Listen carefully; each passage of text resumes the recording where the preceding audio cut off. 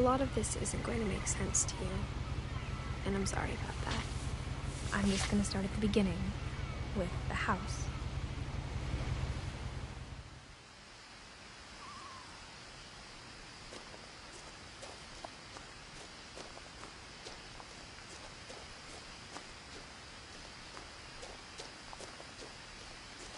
My brother Milton disappeared when I was 4. It was like the house just swallowed him up.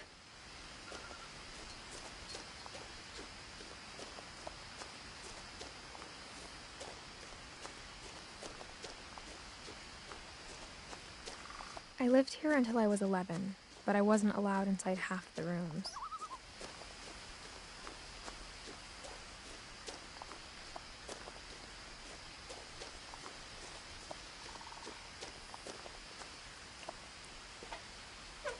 Inside the mailbox were bills from 7 years ago, marked urgent, open immediately.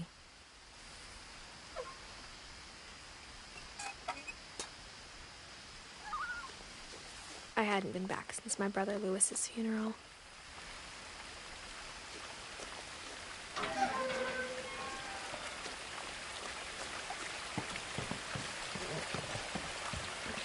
In her will, my mother left me a key, but didn't tell me what it unlocked. Maybe she thought I'd know, or she thought that the mystery would be enough to bring me back.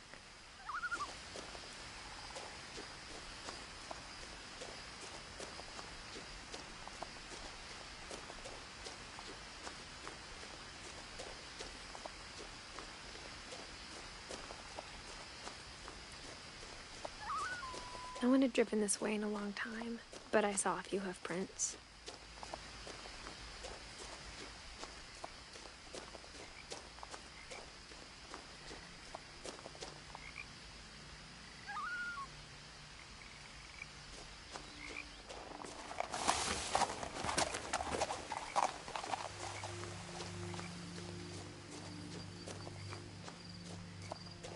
The truth is, even after I inherited the house, I never thought I'd come back to it. But now I had questions about my family that only the house knew the answers to.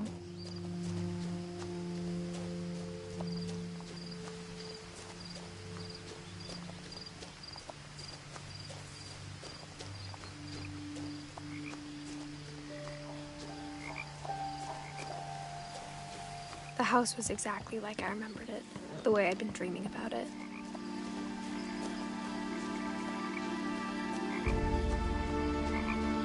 As a child, the house made me uncomfortable in a way I couldn't put into words.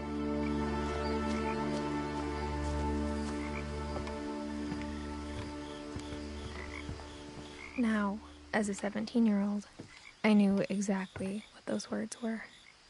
I was afraid of the house.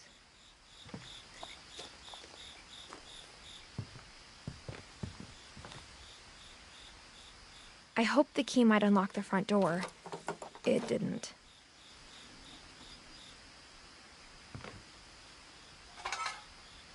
Looking in, I felt like the house itself had been waiting for me.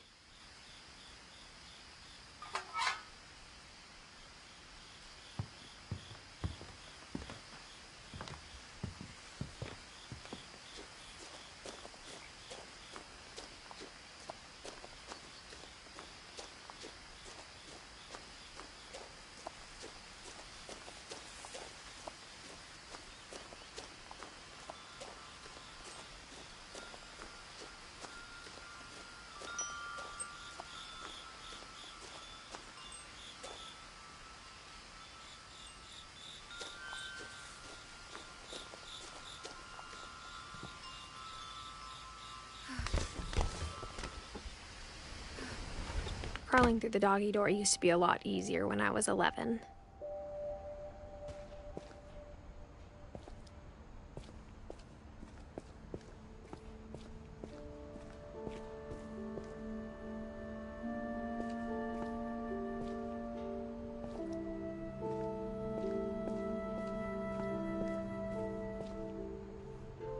The power had been turned off the night we left.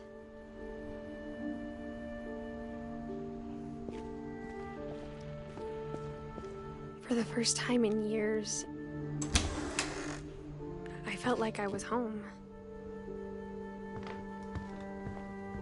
But instead of a family, there were just memories of one. Like how only one restaurant would deliver to our house, so we had Chinese a lot.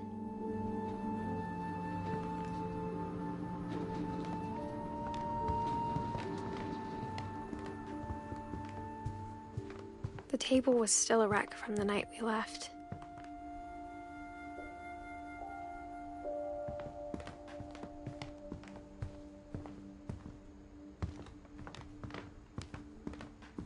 Nothing in the house looked abnormal.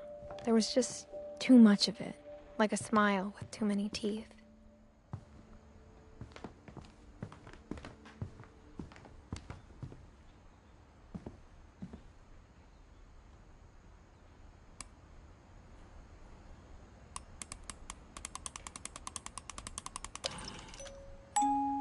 Great-Grandpa Sven built a music box for Barbara, along with the rest of the house.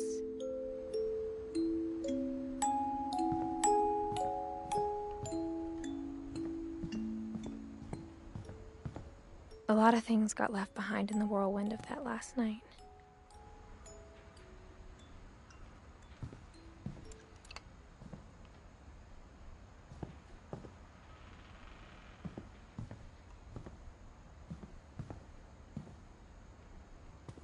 After Milton disappeared, Mom sealed up all the bedrooms. Then Edie retaliated and drilled peepholes.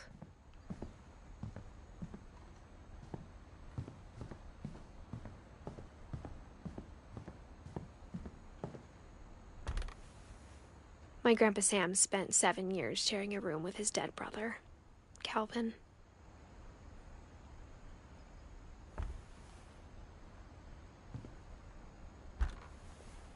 As a kid, I just assumed every house had peepholes and sealed rooms you weren't allowed inside of.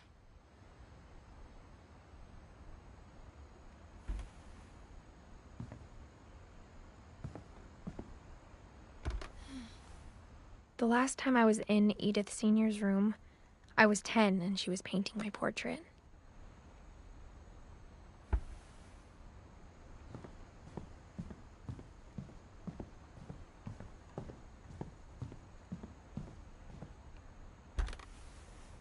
Barbara was a child star for 2 years, until America grew out of it.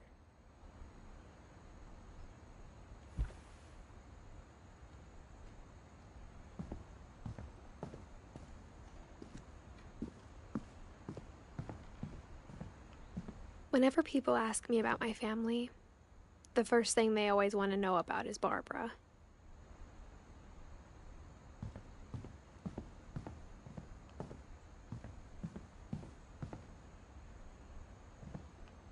I spent a lot of time playing in Great Uncle Walter's room. I think my mom sometimes regretted not sealing it up.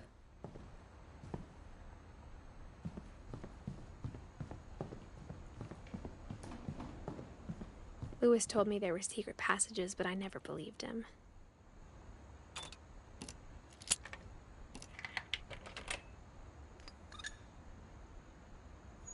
Turns out, my mom was really good at keeping secrets.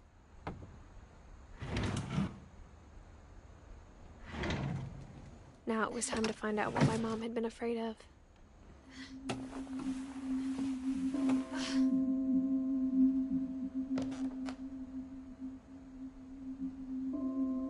Reading this, maybe it sounds like I had a plan, but I had no idea what was behind that door.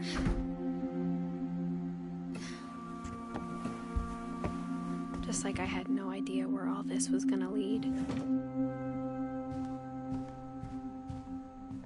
I grew up looking at Molly's room through the peephole. Molly's gerbil had a tiny bedroom with its own even tinier gerbil cage.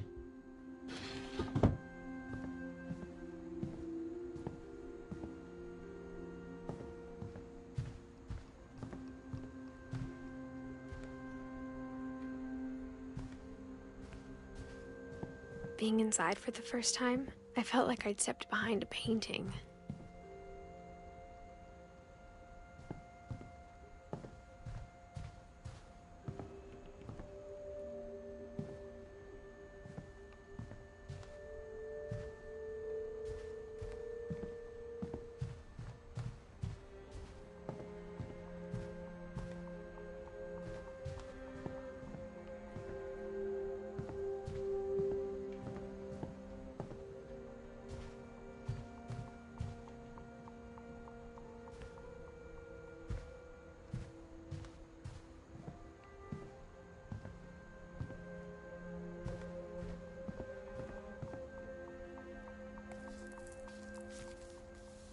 December 13th, 1947.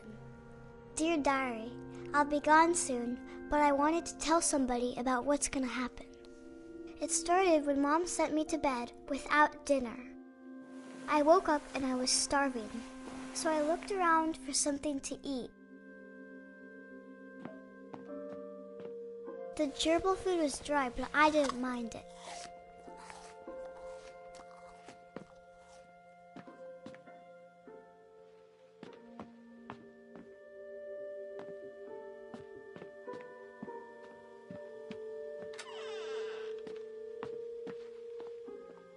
I kept eating and eating.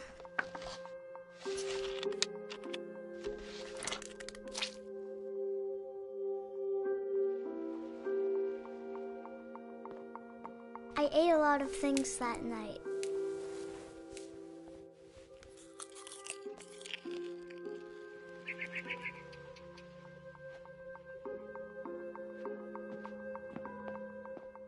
Then I heard chirping outside my window. It was a barn swallow going back to her nest. I reached out for her.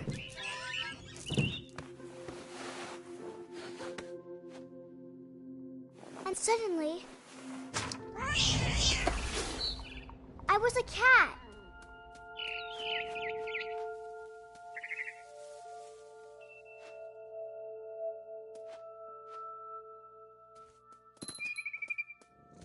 I tried to be quiet, but the bird was really scared.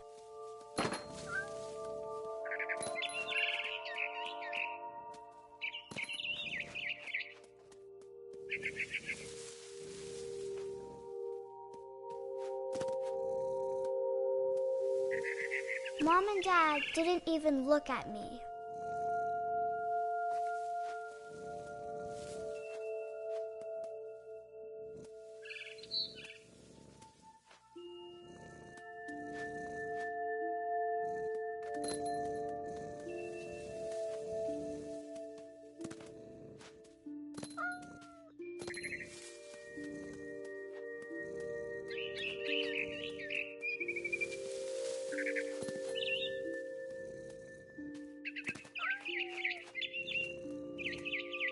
I jumped and I almost got her.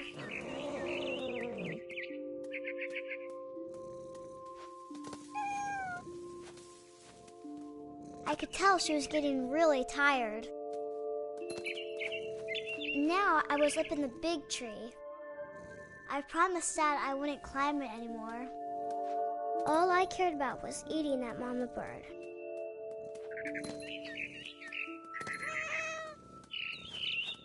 I gobbled her up.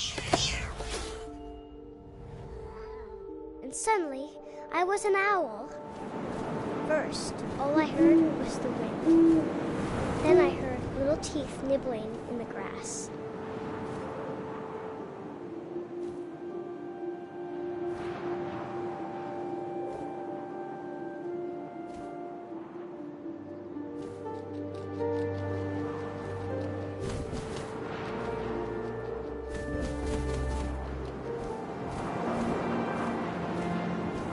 Rabbits.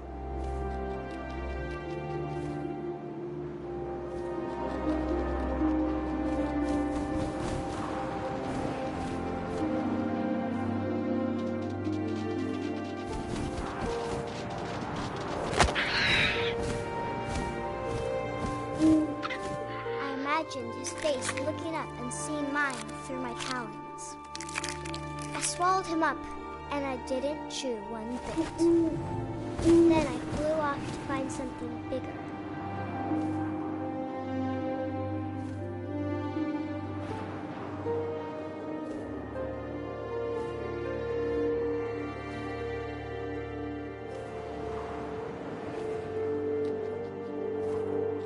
A mama rabbit.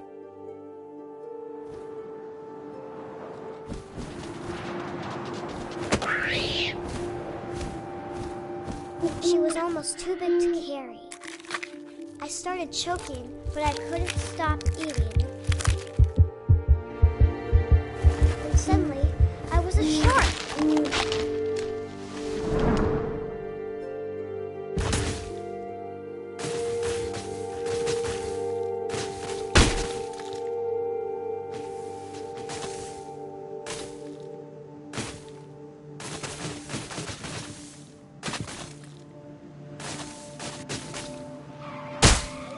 I rolled off a cliff and into the ocean. Now, I was hungrier than ever.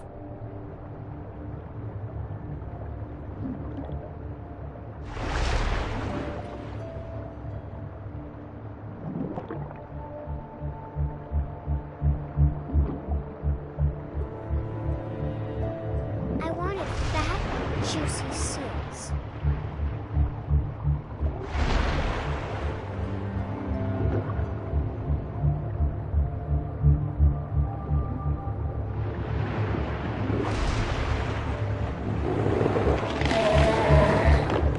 I tore off her flipper, and it tasted really good.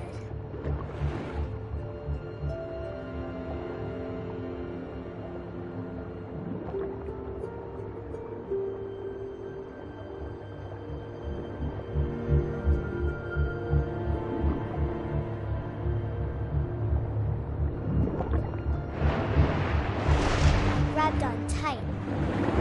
When I was so hungry, I jumped out of the water. When I opened my eyes, everything had changed.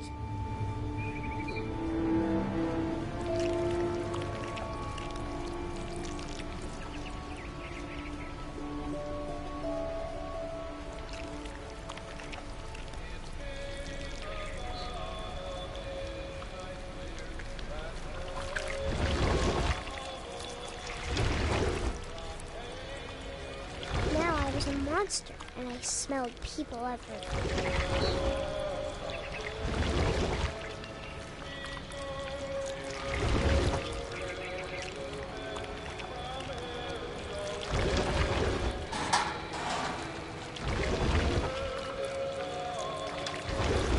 I was big, but I moved real quiet.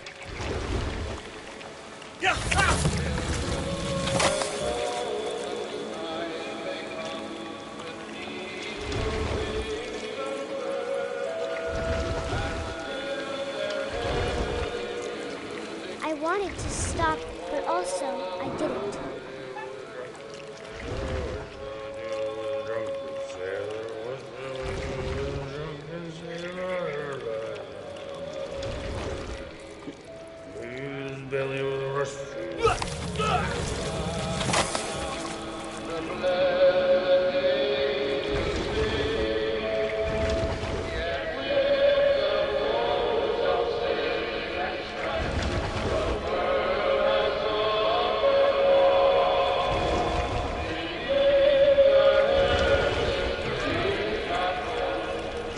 After the last passenger, I was still hungry. And across the water, I smelled something new. Something I had to have, so I swam towards it.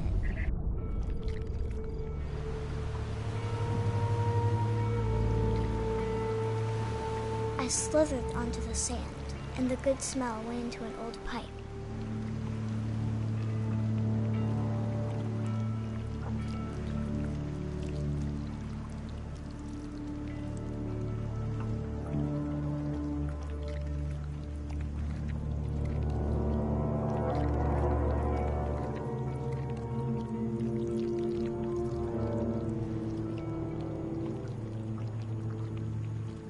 I got closer and closer.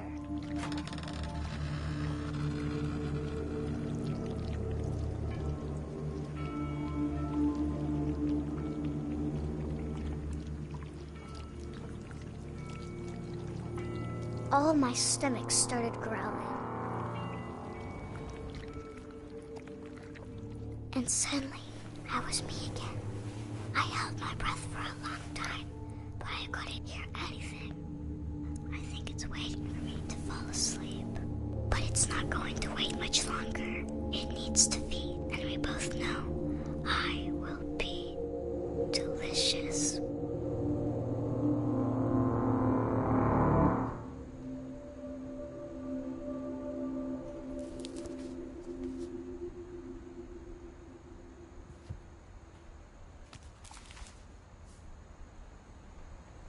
I'm not sure if I believed all of that, but I'm sure Edie would have.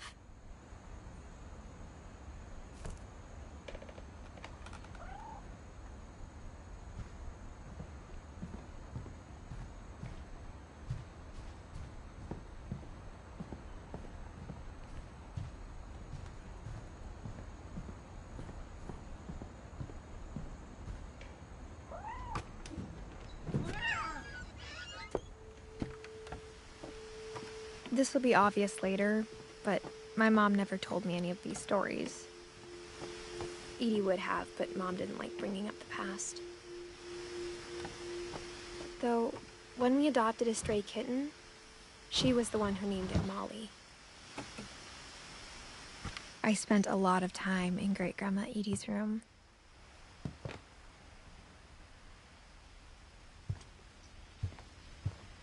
Louis died a week before we left, but Edie had already started to memorialize him.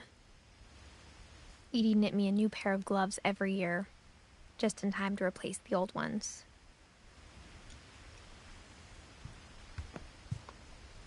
When Edie told people Sven was killed by a dragon, she could also have said he was building a dragon-shaped slide that collapsed. She could have, but she didn't.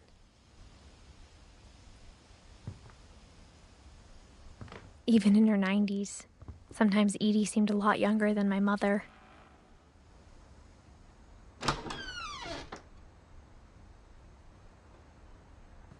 The only trace Grandpa Sam's first wife, Kay, left on the house was the pink bathroom.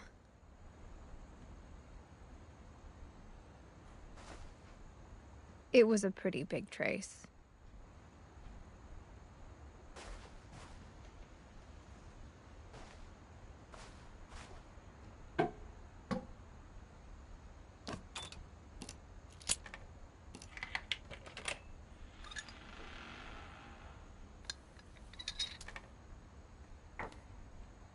There's a secret in this bathroom. It's in the last place you would look. It isn't in the cupboard. It's hidden in this book.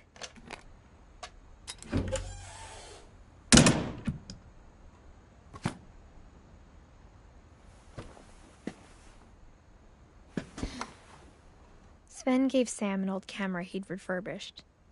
He never put it down.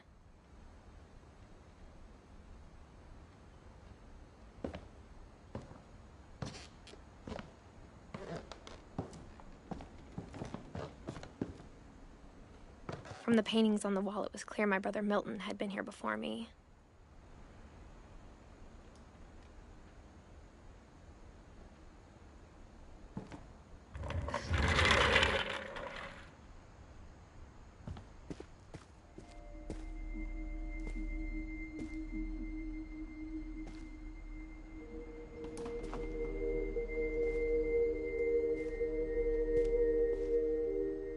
I knew Grandpa Sam had a twin,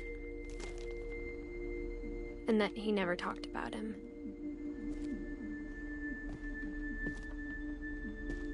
I guess my grandpa didn't like history any more than my mom did.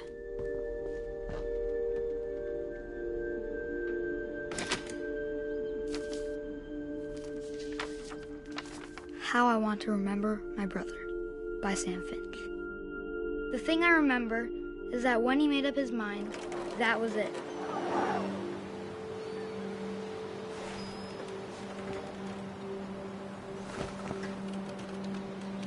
My brother said he'd die before he ate another mushroom, and he did.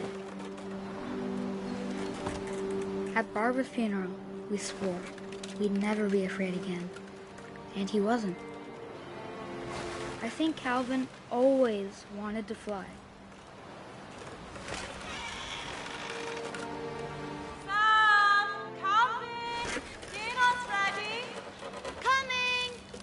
But that day, he finally made up his mind to do it. I told him going around was impossible. Maybe if I hadn't said that. Alvin, I'm not gonna tell you again. Maybe if the wind hadn't picked up. Then maybe he'd still be here. But I doubt it. I think he'd already made up his mind. That's what I want to remember about my brother.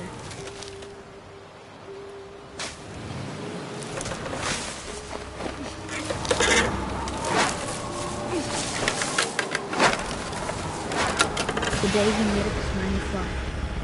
And he did.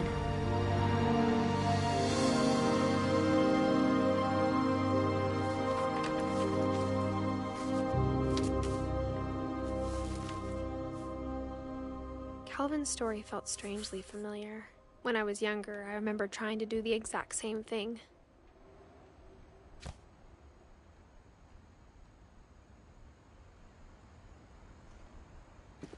After the funeral, Edie roped off Calvin's half of the room.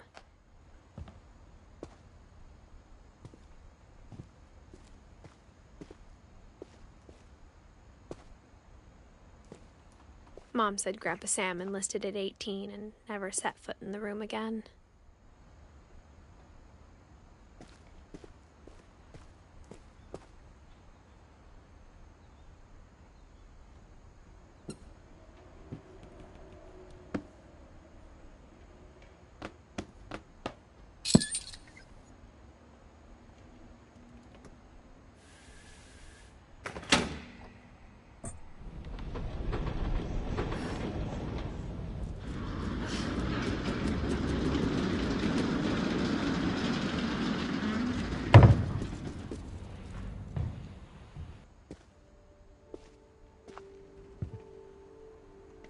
The passages were a pretty tight fit. They'd obviously been built for smaller hands and bellies.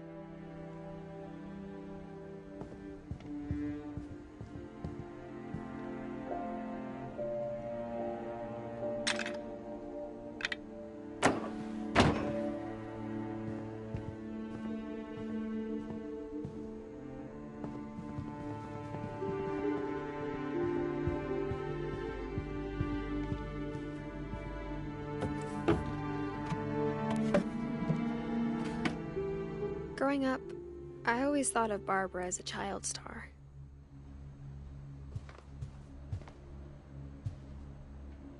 I never thought about how hard it must have been for her afterwards.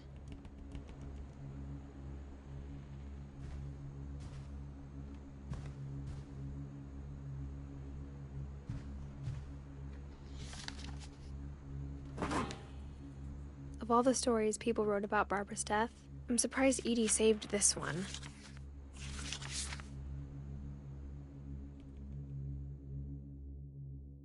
Old Jack here with another ghastly tale inspired by America's most unfortunate family. I'm calling it The Surprise Ending of Barbara Finch. As a child star, Barbara was famous for her scream. Now at 16, she was all washed up. A has-been. But in a lucky break, she'd been asked to perform her signature scream at a local convention for monster movie fans. It was just the boost her career needed. Unfortunately, her scream hadn't aged well. Getting better.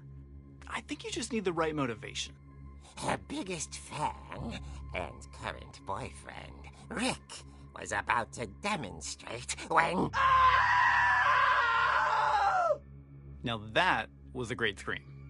It was Barbara's father, Sven. He'd slipped into a table saw and had to be rushed to the emergency room. So Barbara got stuck babysitting her youngest brother, Walter. Her convention comeback was cancelled. Okay, I'm hearing frustration, but I'm not hearing terror. What if I tried... A gang of hoodlums in Halloween masks have been terrorizing Orcas Island tonight. Police are urging residents to... That came from the basement. You're right! Also, I loved your delivery on that. Why is your basement door locked? Because my dad likes making puzzles and secret passages. There's a key hidden in the music box. The secret is to keep winding and winding until finally the key pops out. Thanks, babe. I'll be back in a sec. 20 minutes later, Rick hadn't returned. So Barbara went to look for him, right on cue. She reached for the music box.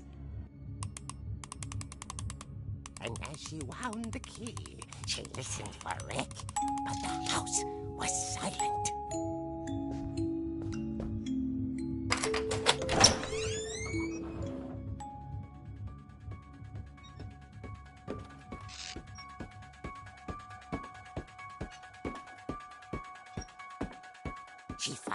Rick's crutch and imagined the worst.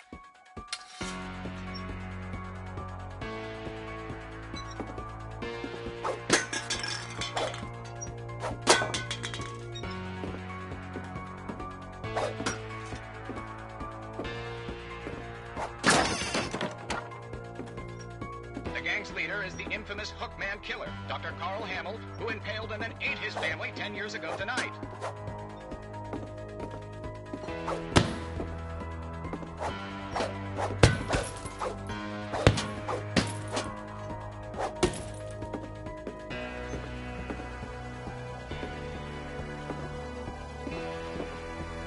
The old fridge rattled and grew still. Oh dear! Oh! Rick? Barb, relax. I was just trying to scare you to help you find your scream. Well, I'm not scared, Rick. I'm furious. Then act furious. All I'm getting from you now is that you're hurt and confused and you... She threw him out, but she kept a little something to remember him by.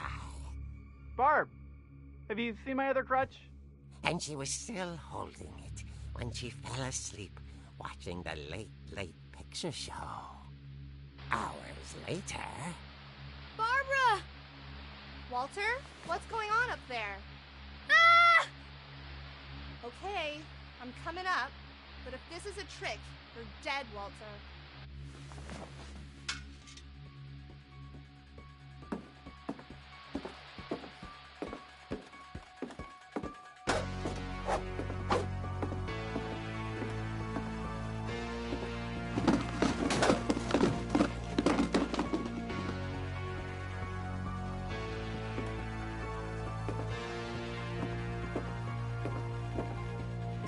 Walter, are you there? Walter had vanished, but his bedside radio was still on. Orcas Island police describe the man as 6 feet tall, with a steel hook for a hand. Residents are urged to lock all doors and windows and notify the police of any suspicious activity.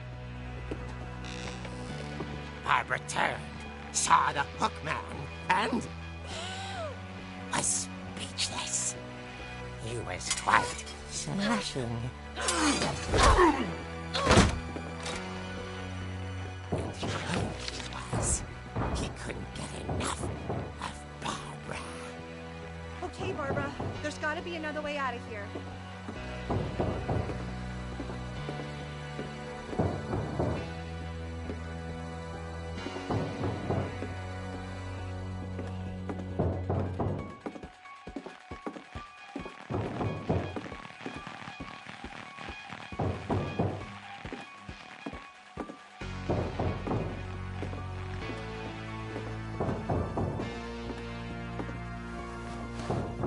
That night, she played her part beautifully.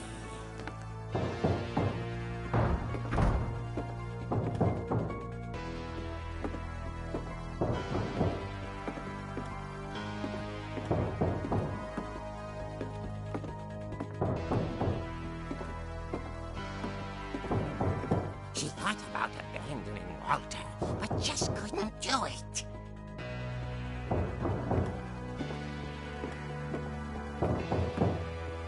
Molly's door hadn't been opened in years. The hinges groaned.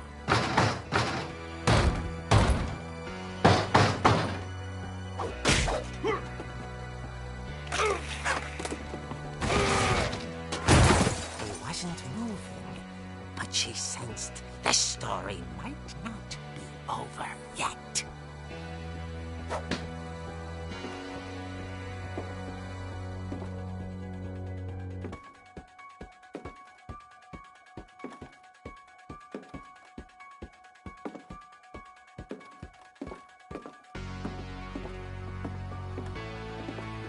Hookman had vanished.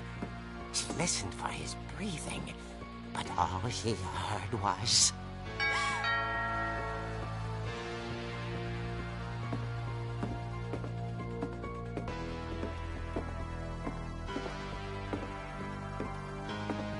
At the door, she heard whispering.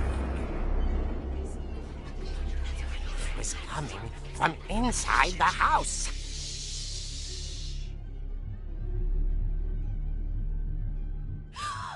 Oh dear. The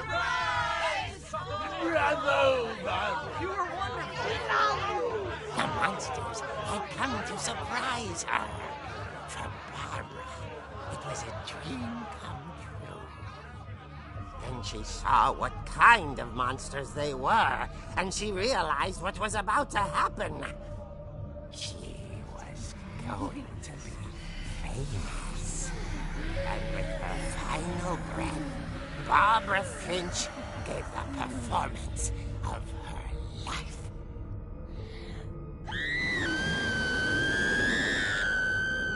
I wasn't there myself, but I hear Barbara was magnificent. Poor girl. She had a taste for stardom. But unfortunately, so did her fans. Of course, the police blamed it all on poor Rick, who disappeared the same night. And little Walter? Hiding under his bed the whole time. He took it all pretty hard, but that's another story. As for Barbara, tucked inside the music box is all they ever found of her. Her ear. Now that's what I call a real eerie tale.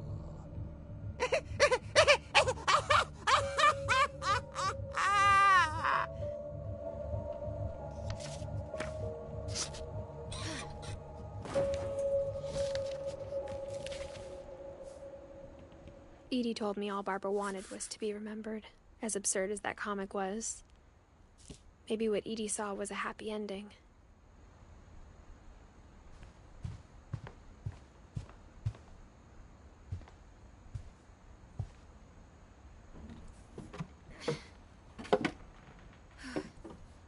I guess now I know why Mom didn't like me playing with the music box.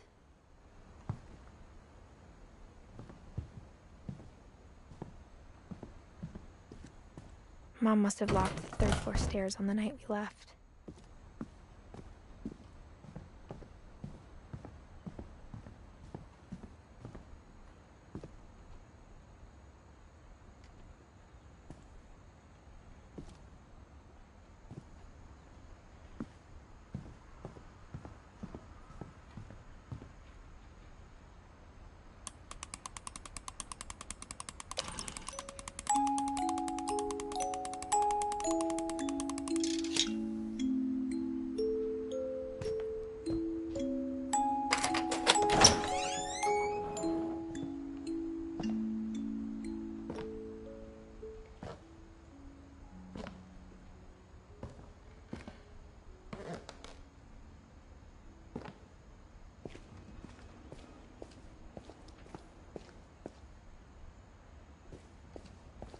Mom said the basement was off limits, unless I wanted another tetanus shot.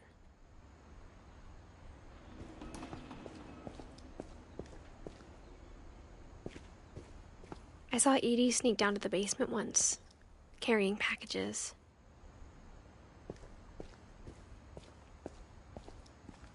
I thought maybe she was hiding presents.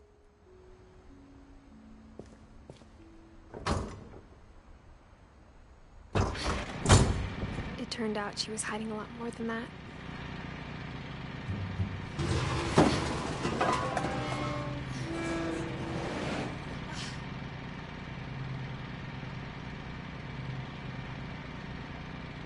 I remember asking Mom once about where Walter had gone. She said after Barbara died, he got as far away as he could.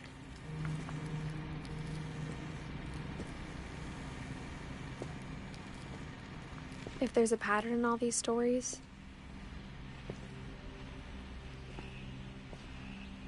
I think it's that none of us has gotten very far.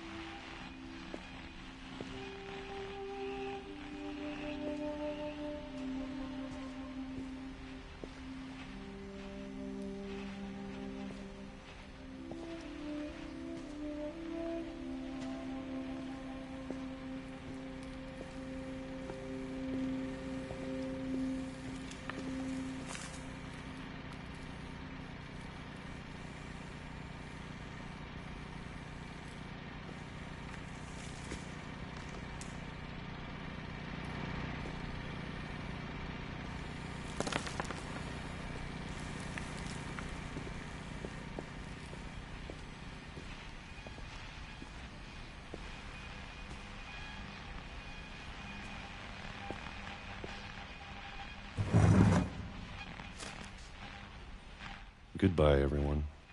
I can't believe I've been down here for 30 years. On that first day, after the shaking started, I didn't think I'd survive a week.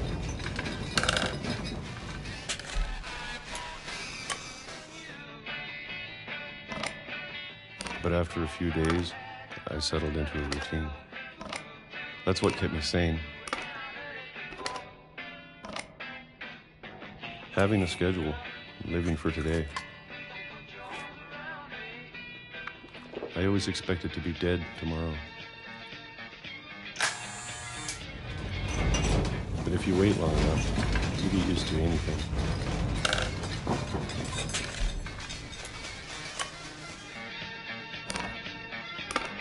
Even a monster on the other side of the door starts to feel normal.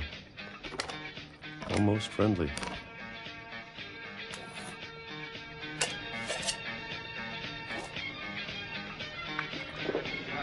And then one day, everything just stopped. Whatever that thing was, it was gone. Maybe it got tired of waiting. Or maybe I just got tired of being afraid.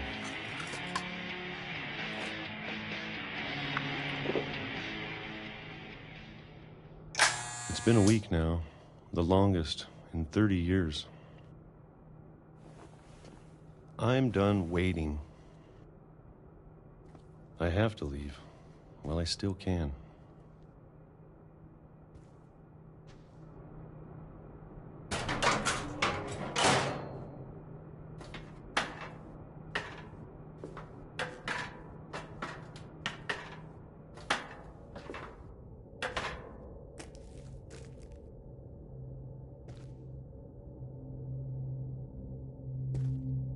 I know it's out there, somewhere. Whatever killed Barbara and Molly and Calvin. Maybe this is all a mistake. But I need to stop living the same day. Even if it kills me.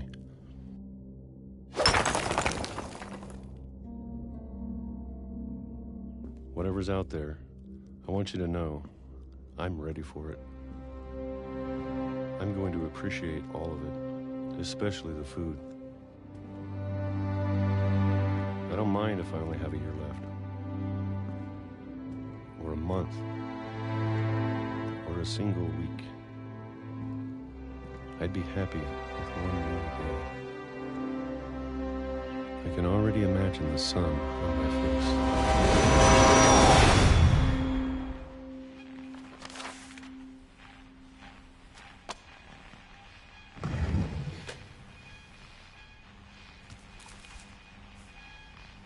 Walter died when I was 6.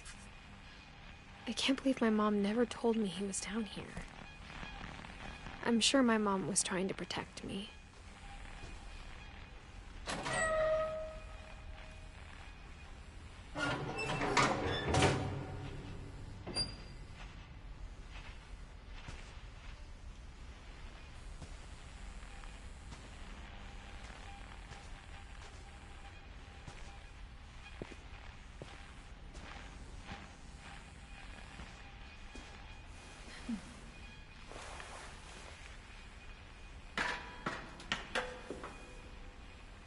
Maybe she was afraid I'd end up like Walter.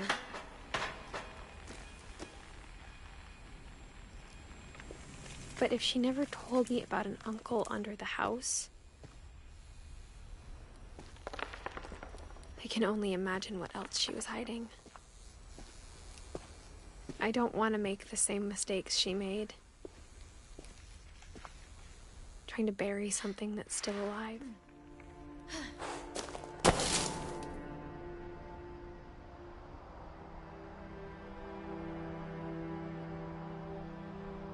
Now that there's only one of us left, or maybe 2, I thought it was time I heard the stories for myself. and found out what happened to everyone else. But now I'm worried the stories themselves might be the problem. Maybe we believed so much in a family curse, we made it real.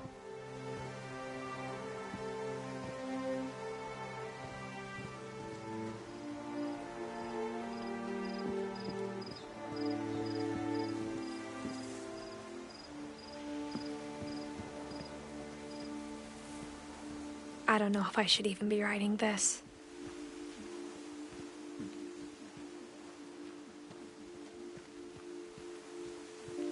Maybe it'd be better if all this just died with me.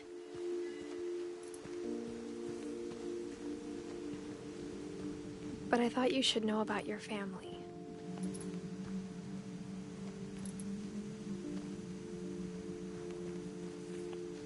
And the history you're a part of.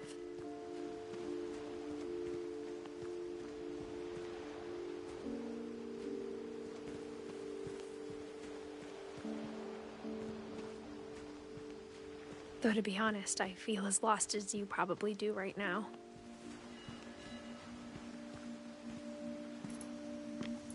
I think the people in these stories believed them, for what that's worth.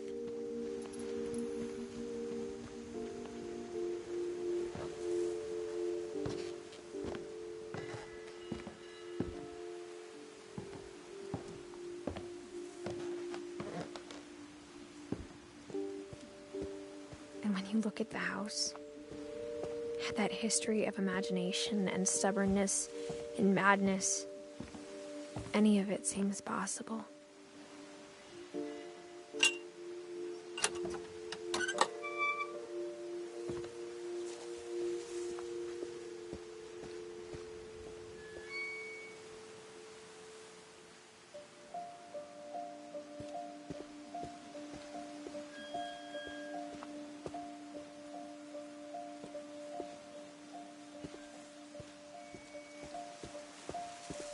I think we've been surrounded by death for so long, we've just gotten used to it.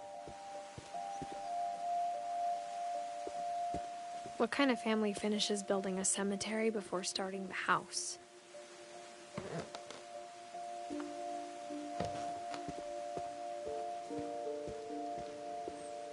It's embarrassing for me to admit this, but the pet cemetery made me more uncomfortable than the human one. 3 of the gerbils were mine, and 2 had been my fault.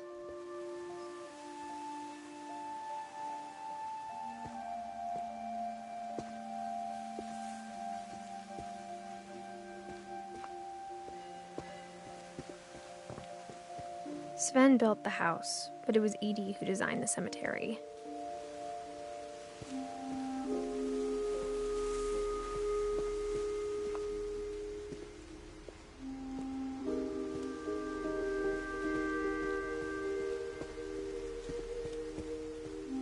I'm sure Odin's monument had been Edie's idea. My mom was always trying to move on, but for Edie, the past never went away.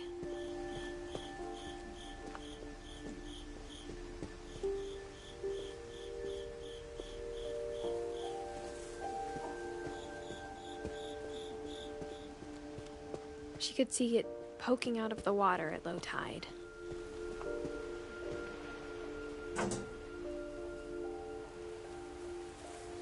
Edie said she dreamed about the old house every night.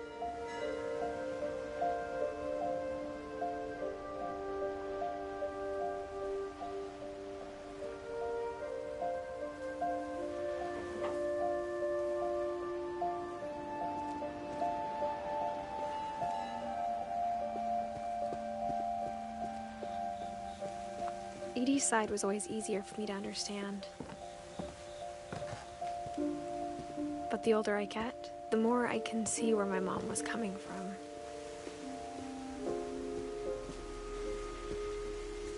Her dad had been pretty strict, but it wasn't enough to save her brothers. She was just trying to do better.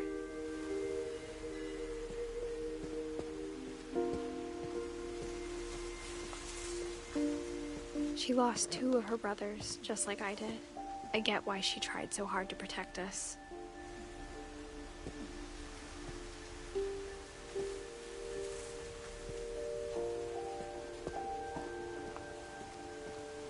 There's so many things I wish I could ask my mom now.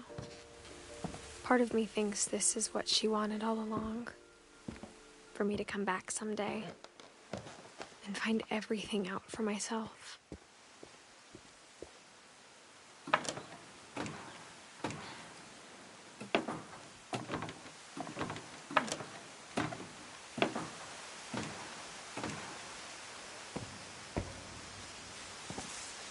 But looking back on it now,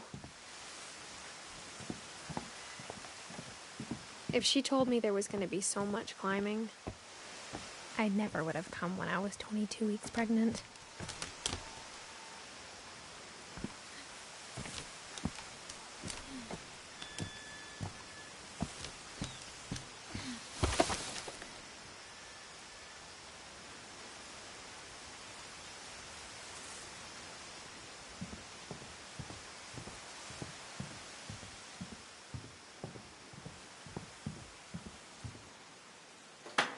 I never met Grandpa Sam, but I think he and my mom had a lot in common.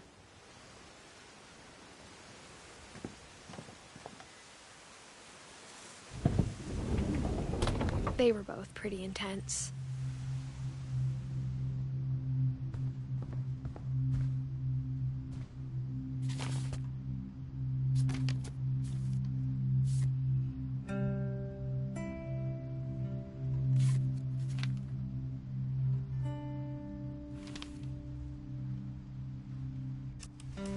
Dawn, I promise, you'll never forget this weekend. Yes, sir. These memories are gonna last a lifetime. Am I gonna have to shoot anything? It's a hunting trip, Dawn. Shooting is strongly encouraged. Not quite.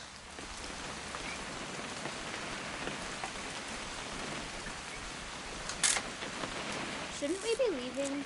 Just want to get a shot of you, Dawn, then we can take off.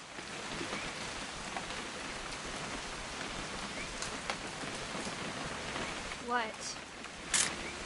Perfect. It's gonna rain the whole weekend, isn't it?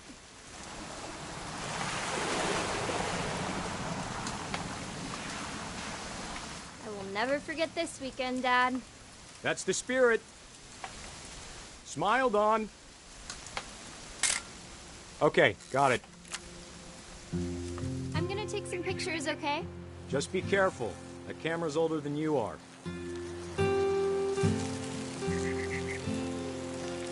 Definitely should not have drunk all that coffee. Hey! That's a keeper. I'm just saying, I'm not always gonna be here, Dawn. You'll need to remember this stuff, if you want to survive. I'll be fine, Dad. You know who else thought he was gonna be fine? Some guy who died. Dawn, I'm being serious. I know, Dad. You're always serious. Doesn't being out here make you want to chill out? Well, to tell you the truth, I haven't been out here in 20 years.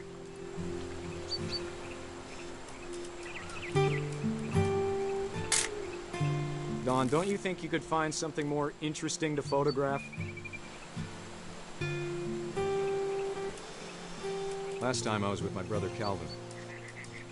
Man, that was a great trip. Your grandpa Sven taught us how to fish, how to build a fire. We found an old logging trail. There were deer everywhere. You don't need to waste any more film on me, kiddo.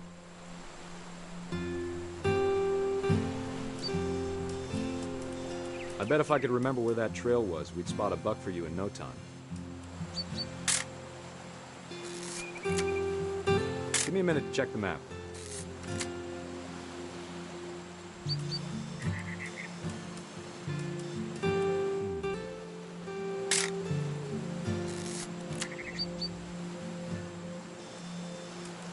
Let's see.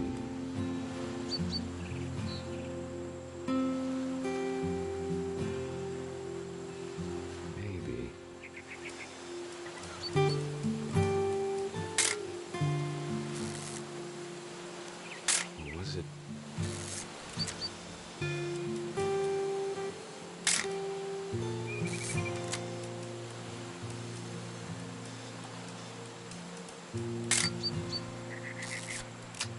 could have been...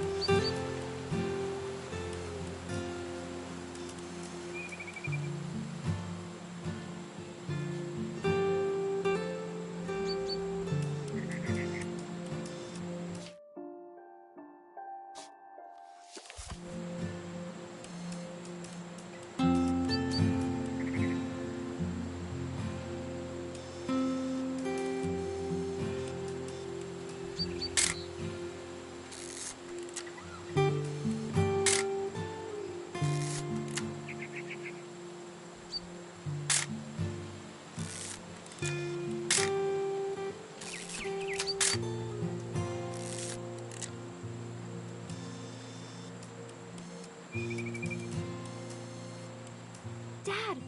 Good eyes, Dawn. Before you take the shot, let me get a picture of you. Dad, I... Just breathe. Let me get behind you.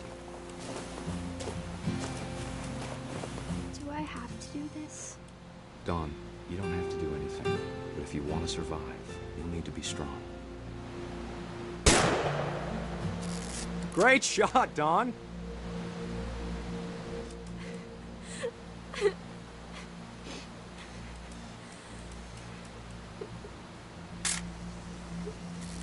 I'm proud of you, Dawn. Always remember that, okay?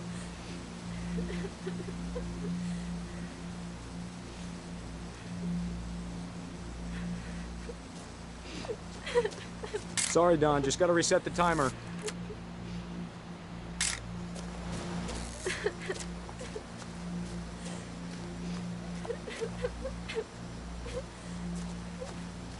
Dad, it's twitching. I think That's it's totally normal, Dawn. Just focus on the camera. Try not to think about... Dad!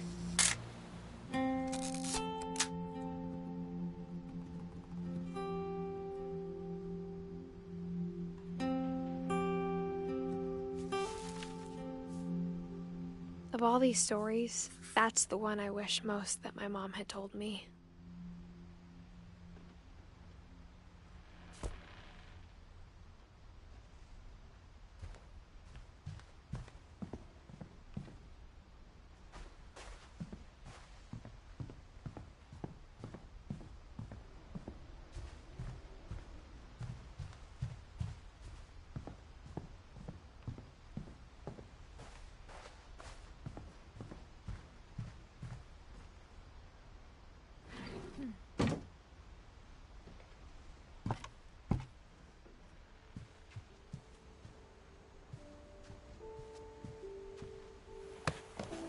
After Sam died, my mom and Edie got really close.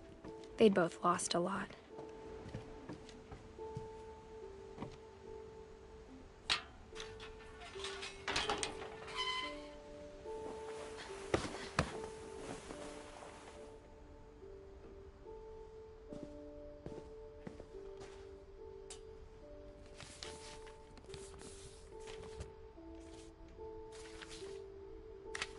Dear Kay, do you remember the way Gregory used to laugh when he thought he was alone?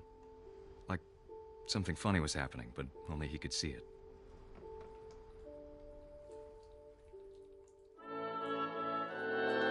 I think he saw things the rest of us don't.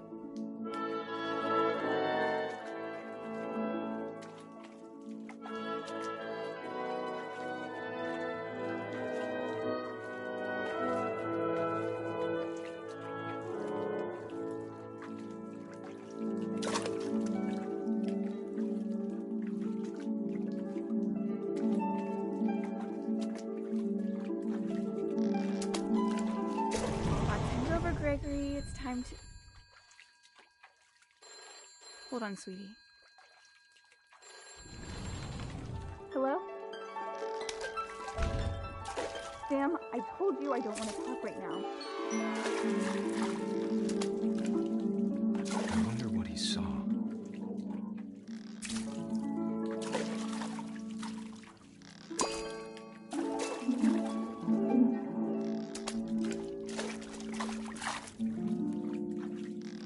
What his world was like. He reminded me so much of Calvin. Lost in his imagination.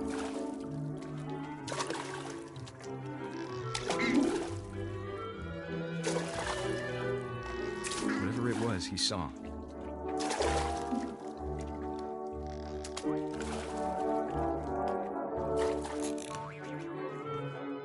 It sure made him happy.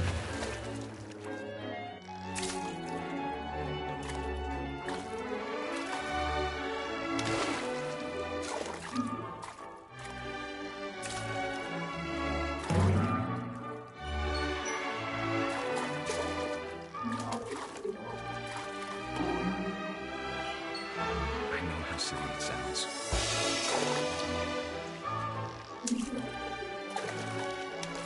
But I worried about a baby being too happy. I thought it was slipping away. Sorry about that, Gregory. I know you did everything you could. Maybe if I hadn't called that night. Damn it. Hold on, I don't want Gregory to hear this. I wish he could have told us about the world he saw.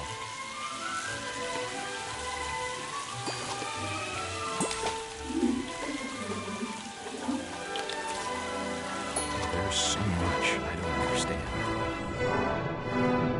about Gregory, about everything.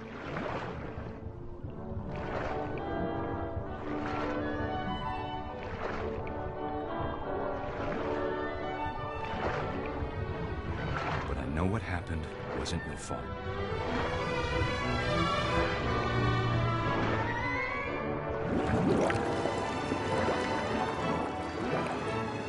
I'm sure he's happy. He'd want you to be happy too. Good luck, Kay. Love, Sam.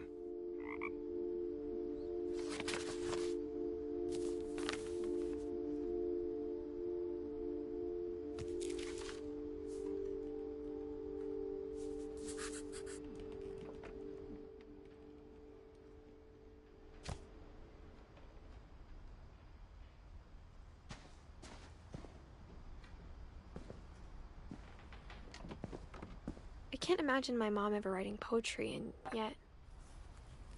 A poem for Gus, who always said the wedding was a bad idea.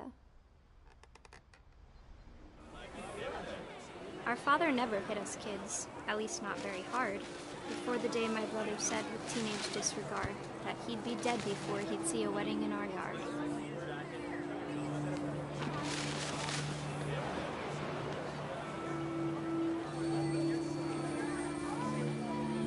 My father made him come, of course, but Gus stood far apart, just flew his kite and bottled up the storm inside his heart.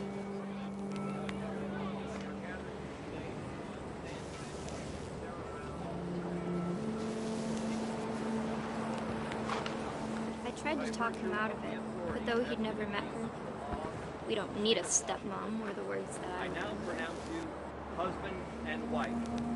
You may kiss the bride.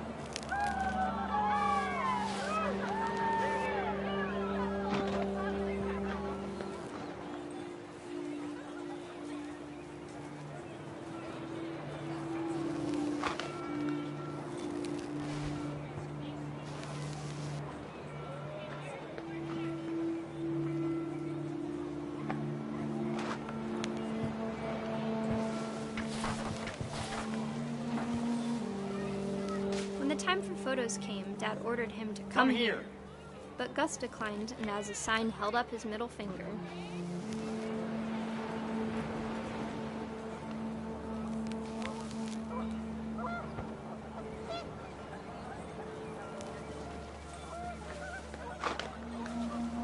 wind picked up, and panicked geese appeared and quickly went. But all the humans did that day was go inside the tent.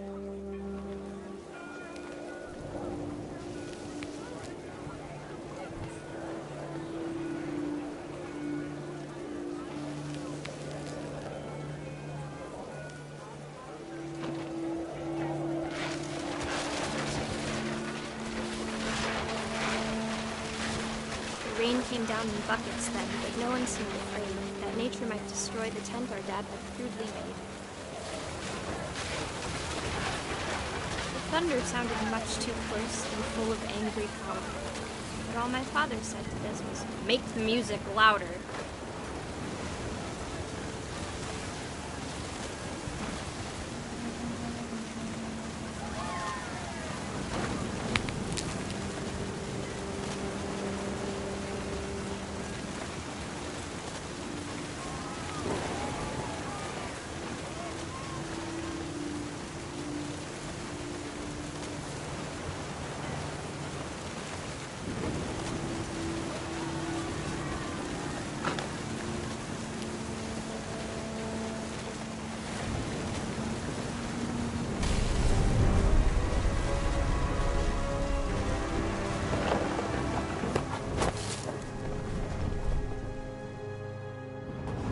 I wish that I could truly say I thought about you on that day. Out there on the beach alone, just you, the wind, the sea, and foam. But I didn't, until we found you.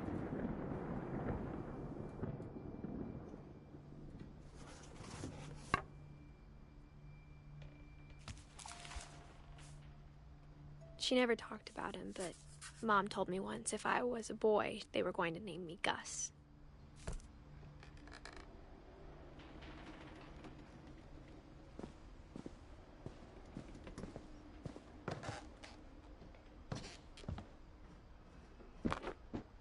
My mom moved up to the loft after her brothers died. At the time, it was as far away as she could get.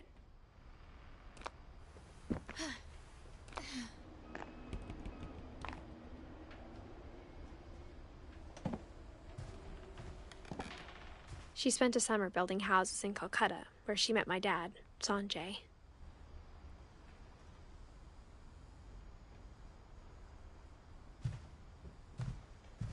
Religion was another thing my mom never talked about, but I think it helped her a lot after her dad died.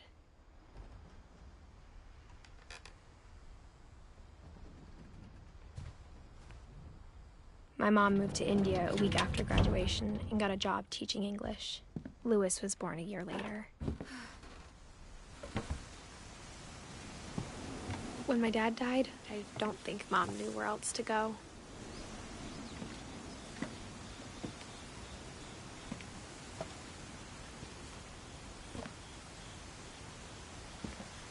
I'm sure Edie was happy to have her back.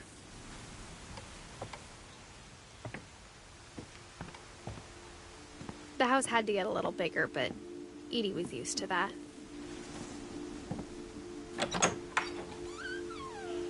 And for a while, things were good. Almost normal.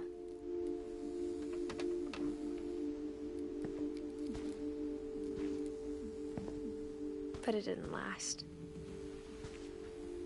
The beginning of the end was Milton's 10th birthday, when Edie gave him a castle.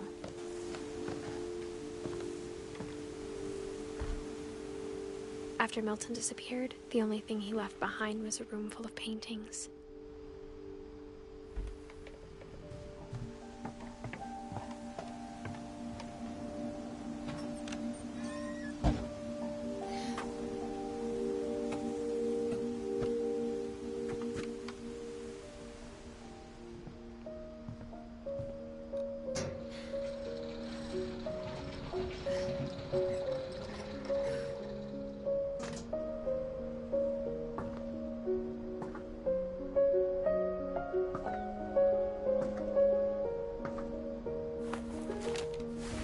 Milton Finch in The Magic Paintbrush.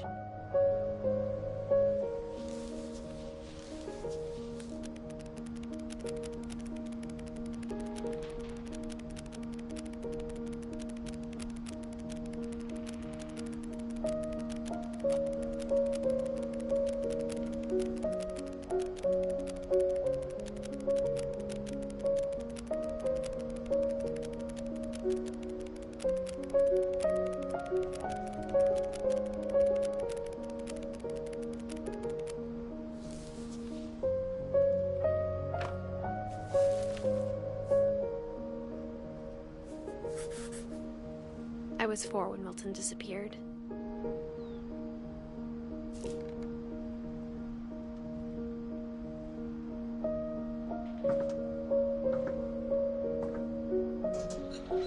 Mom spent months searching for my brother.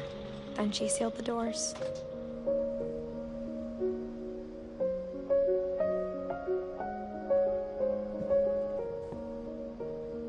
Whatever Milton had found in the house, Mom didn't want it getting out.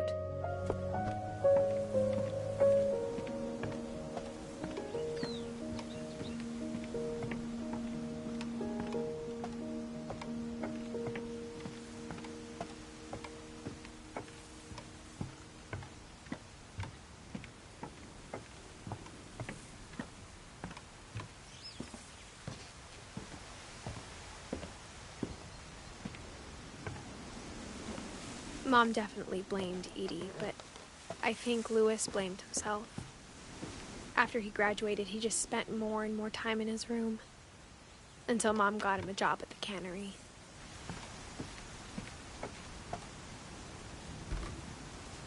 Everyone always told me to stay out of Louis's room, except Louis.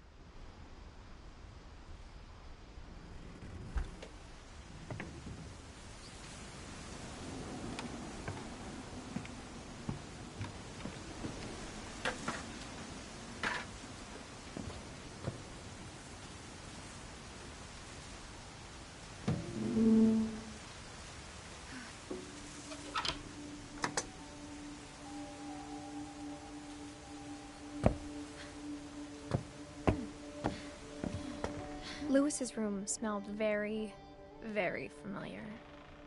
That part of him lived on.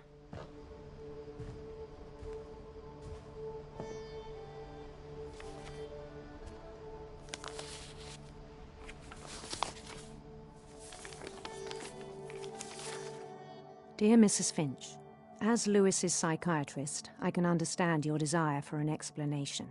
As I see it, the trouble began in January, shortly after we convinced your son to seek treatment for substance abuse. Newly sober, I believe Louis first noticed the monotony of his daily life.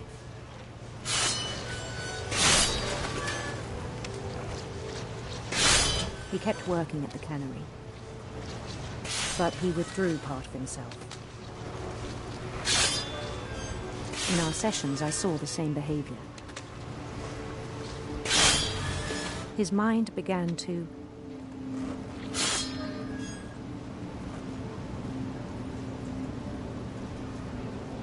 wander. I asked him to describe it. He said he started small, imagining a labyrinth. He'd feel his way about.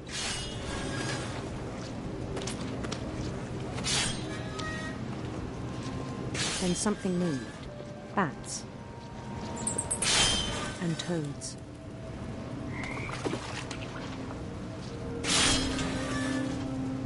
And things that have not names.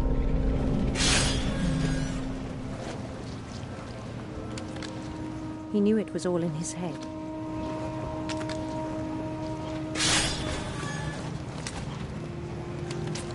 But he took it very seriously. I had hoped he'd find himself.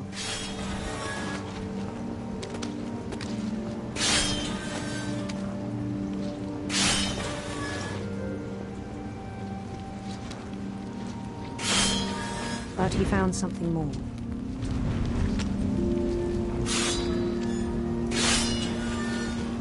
I worried about him then.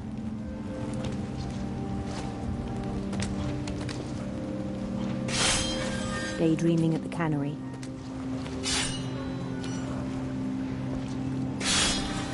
I spoke with his boss. But he said Louis had become a model employee. Methodical, tireless, focused.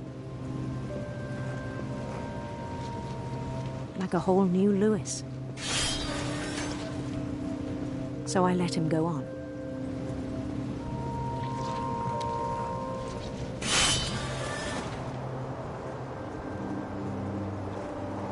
I even encouraged him. It seemed very promising at first. He told me he'd made a new friend.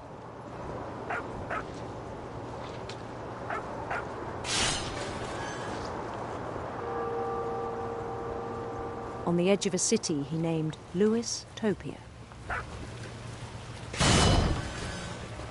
He built the city up slowly, brick by brick. Then he made musicians.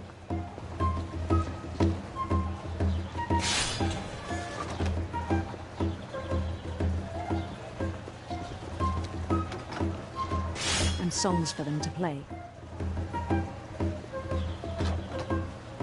He talked about starting a band.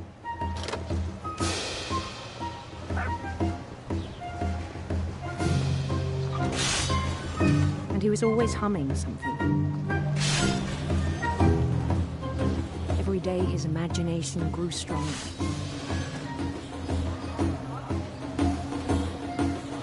He no longer spoke at the cannery. But his chopping was as reliable as ever. Then one day it struck him that all the cheering crowds, even the stones under his feet, were all in his imagination. So he could do whatever he wished.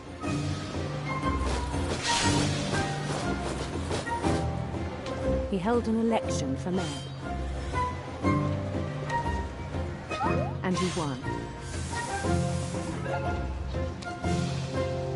They begged him to stay, but his mind was already wandering.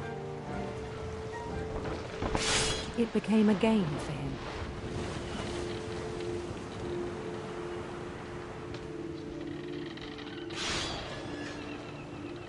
He'd conquer a city, then immediately push on.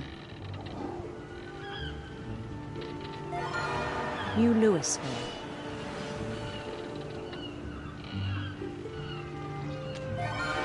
St. Louis. He started drifting away from our reality.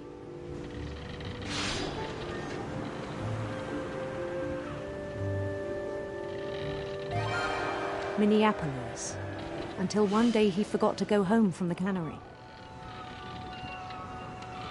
Even as his mother pleaded with him, part of Louis kept sailing on.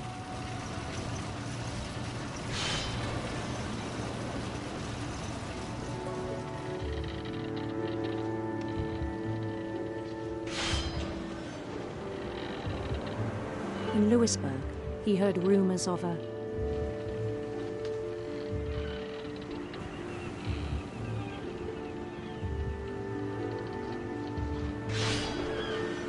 handsome queen.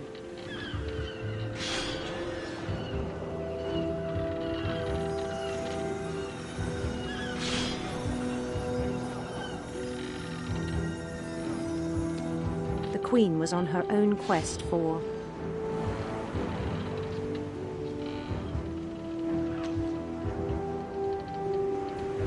radiant rainbows.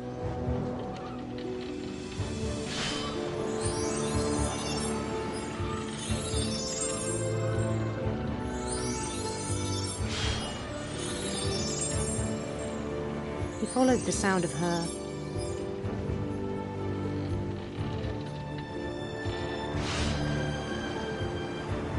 silver harp.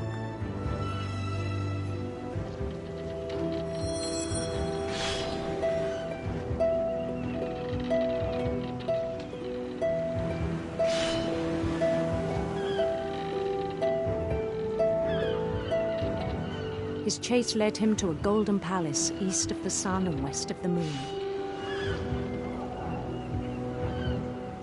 Even then, his logic remained sound.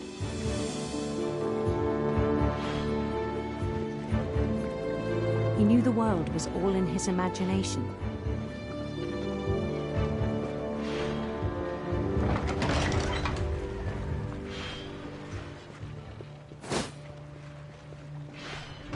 But he was so proud of having created it. In his own eyes, he'd become something greater than a king.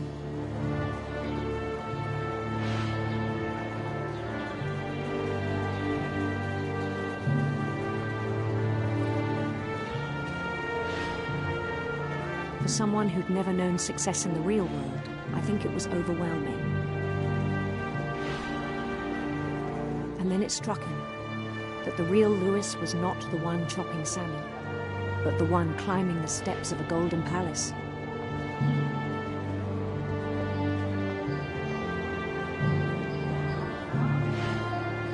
My imagination is as real as my body, he told me.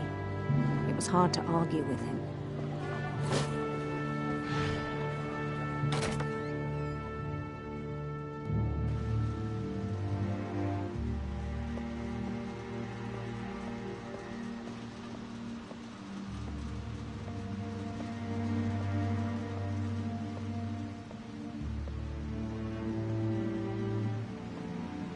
Began to forget the world we know.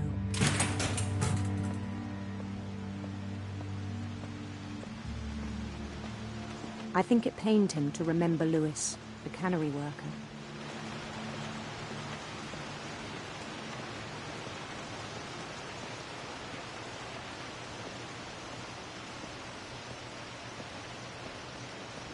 He began to despise the man with a royal contempt.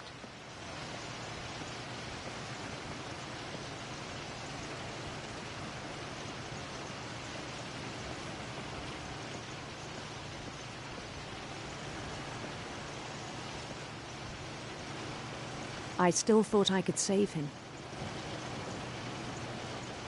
Even after he said he was being crowned king over all the lands of wonder.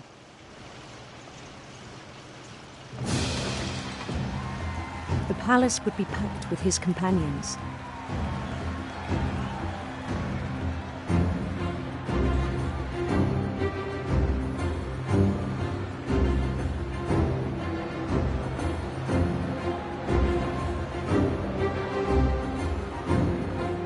Including the wise Calico who'd insisted on inviting.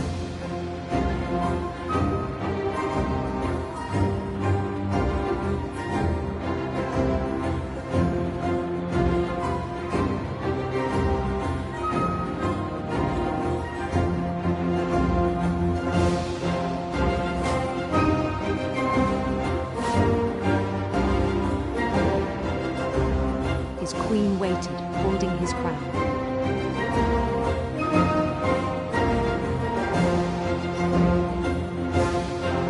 There was only one thing left to do.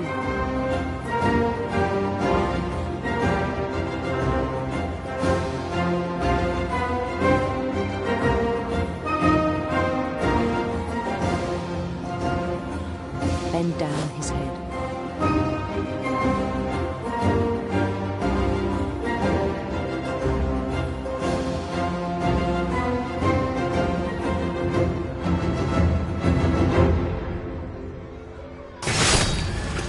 I think you know. Mrs. Finch, your son was a kind man who will be missed by all of us who knew him.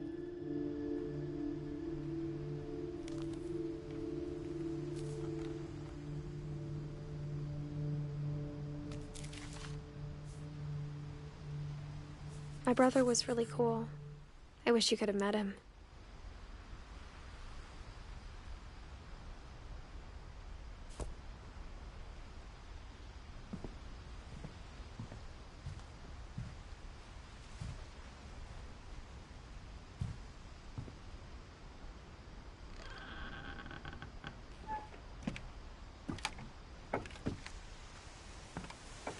On the way back from Lewis's funeral, my mom told me to start packing. She waited until the day before we left to tell Edie. I'm not sure if she wanted to make it easier or harder.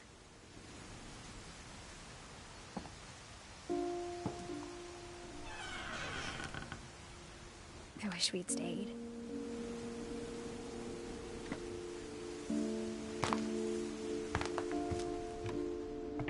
But I understand why we left.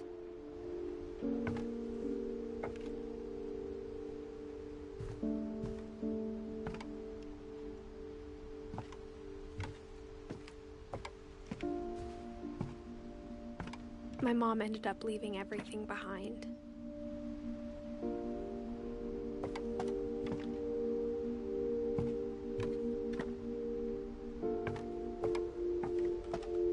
What happened that night had been coming for a long time.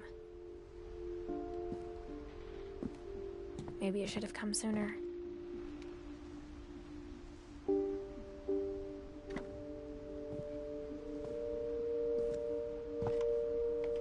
But it had to end one way or another. All that's left now was to tell you about that last night.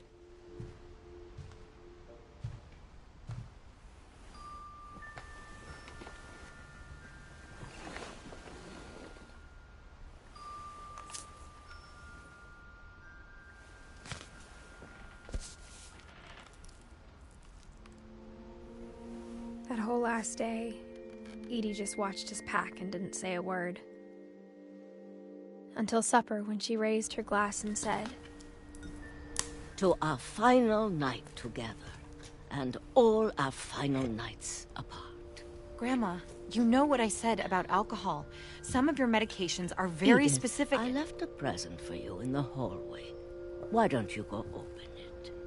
The grown-ups have to argue now. I'm sorry, you're right. We're all leaving tomorrow. Let's just enjoy our last... I'm not leaving.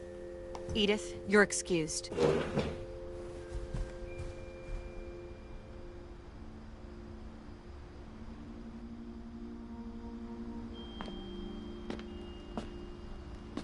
The power had been shut off that morning, but Edie always had plenty of candles. When my mom sealed the library, I don't think she knew about the other entrance. Or that Edie had a key to it.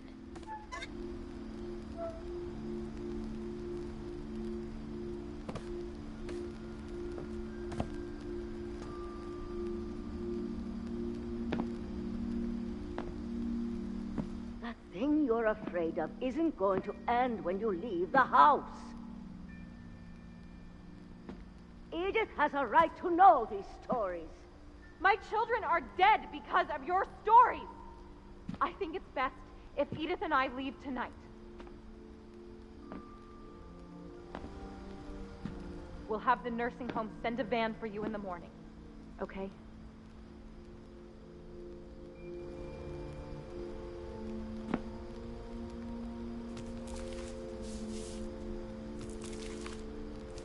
Dear Edith, there's so many stories I wish I could tell you, but there's only time for one. This is about what happened on the night you were born. That night, the tide went way, way out.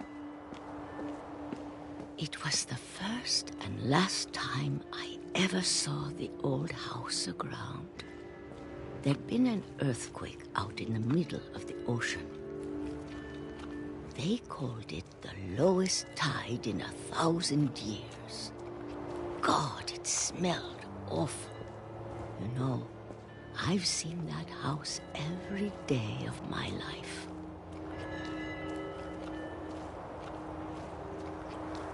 But I never thought I'd go back to it. When the fog rolled in, I lost my way.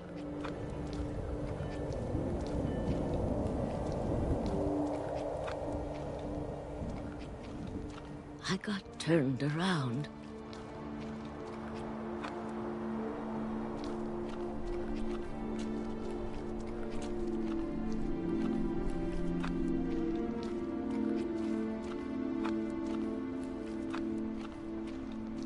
For a while, I wandered. I started seeing things.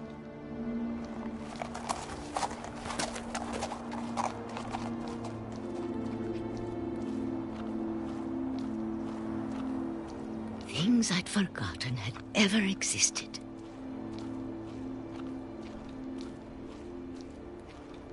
But when I saw them, they felt like old friends. That night, a lot of things came back to me. Or maybe I came back to them.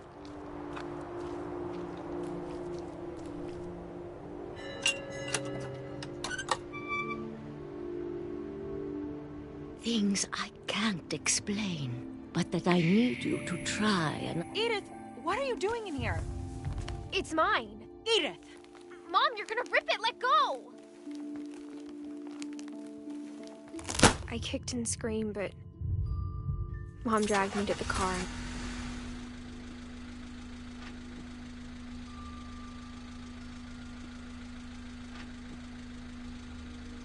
I never saw Great-Grandma Edie again. The next morning, the van came to pick her up, but she was already gone. After that, we moved around a lot.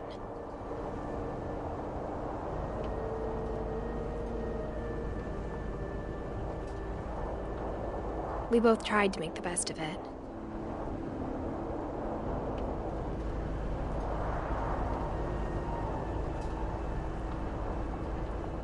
A few years went by.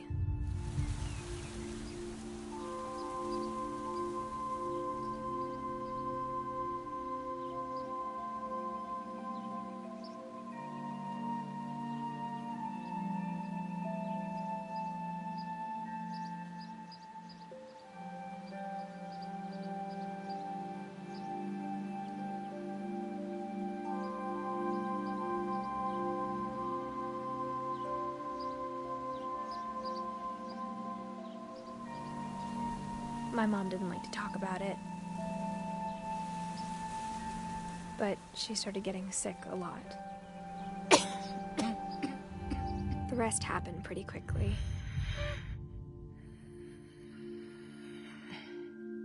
She got better for a while, and then she didn't. And then I was alone.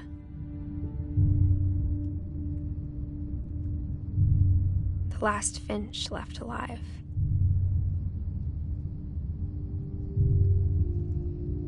Until I found out about you.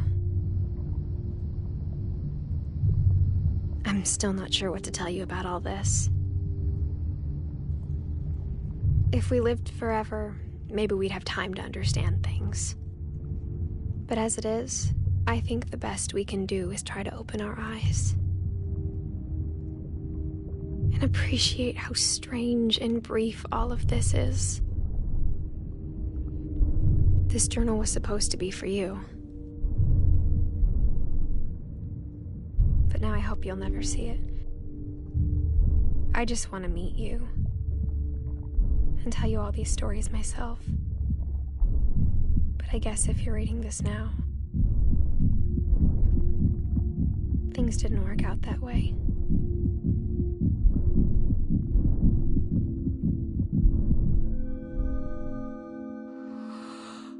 This is where your story begins. I'm sorry I won't be there to see it.